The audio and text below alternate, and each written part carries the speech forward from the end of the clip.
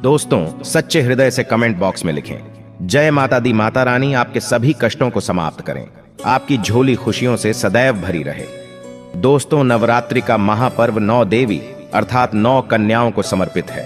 कन्या पूजन करने से हमारी समस्त पीड़ा दूर होती है, दुख दर्द दूर होते हैं, हर कष्ट दूर होते हैं, गृह क्लेश हमारे जीवन से हमेशा के लिए दूर हो जाते हैं। यहाँ तक कि पितृदोष, राहु दोष, मंगल दोष, काल सर्प दोष, मात्र कन्या पूजन से शनि से पीड़ित व्यक्ति को राहत मिलती है, सुकून मिलता है, घर में खुशियां आती हैं तथा अकाल मृत्यु घर में कभी नहीं होती। दोस्तों, आपको बता दें, इस बार माता रानी हाथी की सवारी पर पृथ्वीलोक पर आ चुकी हैं और भक्तों के कष्टों को दूर करेंगी। जब जब माता रानी हाथी पर सवार होकर आती है, तब तब धरती पर फूल खिलते हैं और वर्षा होती है तथा हरियाली की उत्पत्ति होती है और जीवन सुगम हो जाता है। किसान के घर में साक्षात मां जगदम्बा जगत मां का आगमन होता है। दोस्तों, इस बार के नवरात्रि बहुत ही शुभ और मंगलकारी माने जा रहे हैं। इस बार शारदीय नवरात्रि 15 अक्टूबर दिन रविवार को शुरू होकर और इसका समापन 23 अक्टूबर दिन सोमवार को होगा। ऐसे में 24 अक्टूबर दिन मंगलवार को ही दुर्गा विसर्जन होगा। जो लोग माता रानी की स्थापना करते हैं, मूर्ति स्थापना करते हैं, वह लोग 24 अक्टूबर दिन मंगलवार को विसर्जन करेंगे। दोस्तों, नवरात्रि की अष्टमी और नवमी तिथि पर कन्या पूजन का विधान है। इस बार महाअष्टमी तिथि 22 अक्टूबर 2023 यानी कि इस दिन रविवार है और नवमी तिथि 23 अक्टूबर 2023 दिन सोमवार को है। ऐसे में आप अष्टमी और नवमी को इन दोनों तिथियां में कन्या पूजन अवश्य ही करें। कन्याओं को भोजन अवश्य खिलाएं। शास्त्रों में 9 दिनों के नवरात्रि को बहुत ही शुभ और मंगलकारी माना जाता है और वहीं 8 दिनों के नवरात्रि को अच्छा नहीं माना जाता। ऐसे में 10 दिनों के नवरात्रि बहुत ही शुभ माने गए हैं। शास्त्रों के अनुसार नवरात्रि के दिनों में माता रानी का पूजन करने से, कन्या पूजन करने से मां अभय वरदान प्रदान करती हैं। कुंडली में जो कष्ट होते हैं उन्हें ठीक कर देती है। श्रीधर की तरह ही सच्चे हृदय वाले व्यक्ति के सभी कष्टों का निवारण मां शीघ्र ही करती है। मां की उपासना से विनम्रता का विकास होता है। सभी कष्ट, दरिद्रता, दुख, कष्ट नष्ट हो जाते हैं।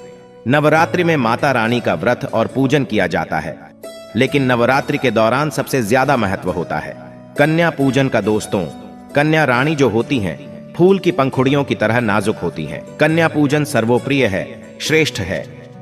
कन्या के रूप में स्वयं जगदम्बा देवी, माता वैष्णो, 9 देवियां अर्थात समस्त ब्रह्मांड इनके शरीर के कण कण में वास करते हैं। बहुत कम लोग जानते हैं 33 कोटि देवी देवताओं का वास होता है। कन्याओं के मस्तक पर कन्या चाहें छोटी हो चाहें बड़ी हो, वह सदैव पूजनीय है, मां के समान मानी जाती है। दोस्तों, माना जाता है व्रत और उपासना से माता रानी इतना प्रसन्न नहीं होती है जितना कि कन्या पूजन से होती है। नवरात्रि में छोटी छोटी कन्याओं को माता रानी का स्वरूप माना जाता है। कन्याओं को भोग लगाया जाता है, उन्हें प्रसन्न किया जाता है और बदले में आशीर्वाद मांगा जाता है। कन्याओं को प्रसन्न करने के लिए गिफ्ट आदि उपहार वगैरह दिए जाते हैं। माना जाता है अगर कन्याओं को कोई भेंट दी जाए और वो उसे खुशी खुशी स्वीकार कर ले, तो इसका मतलब है माता रानी अर्थात माता वैष्णो ने वो भेंट स्वीकार कर ली। जिन पर कन्याएं प्रसन्न होती हैं, तो समझो उन्हें माता रानी का आशीर्वाद मिल गया और माता रानी की कृपा से उन्हें मुंह मांगा वरदान प्राप्त होता है। कन्या पूजन कोई मामूली पूजन नहीं होता। समस्त ब्रह्मांड में जो पूजा होती है, उनसे बढ़कर कन्या पूजन को माना जाता है।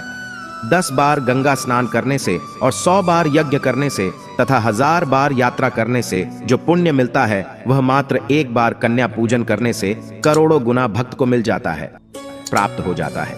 दोस्तों, इसीलिए कहा जाता है कि कन्याओं को सताना नहीं चाहिए, इससे समस्त ब्रह्मांड हिल जाता है। कन्याओं की जितनी सेवा की जाए कम ही होती है। कन्याएं कोई मामूली नहीं होती। कन्या के रूप में स्वयं उनके मस्तक पर विराजमान होकर स्वयं देवी चलकर आपके घर तक आती हैं। नवरात्रि में 2 साल से लेकर 10 साल तक की कन्या का पूजन होना चाहिए। अष्टमी अथवा नवमी को कन्याओं के पैर धोकर भोजन कराना, उपहार आदि देना श्रेष्ठ माना जाता है, दुर्लभ माना जाता है।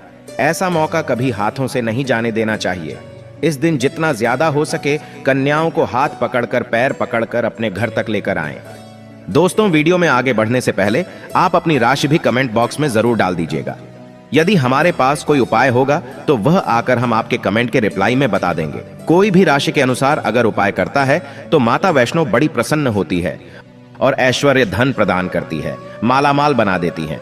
इसीलिए राशि कमेंट में जरूर छोड़ें और हाँ, माता को एक लाइक जरूर करें। लाइक करने में कंजूसी ना करें। दोस्तों, कैसे करें कन्याओं का स्वागत?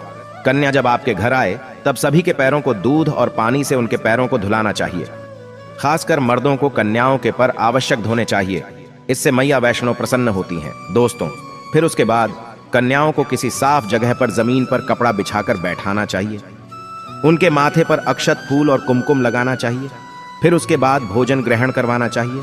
लेकिन हमेशा याद रहे, कन्याओं की थाली में 3 पूरियां कभी ना रखें। इसे शुभ नहीं, घोर अशुभ माना जाता है। 3 पूरियां तथा 3 रोटियां मरने वाले व्यक्ति के लिए निकाली जाती हैं और जेल में कैदियों के लिए दी जाती हैं। ऐसे में कन्याओं को उनकी थाली में 3 पूरी कभी ना दें, लेकिन 1-2 करके पूरियां दे सकते हैं।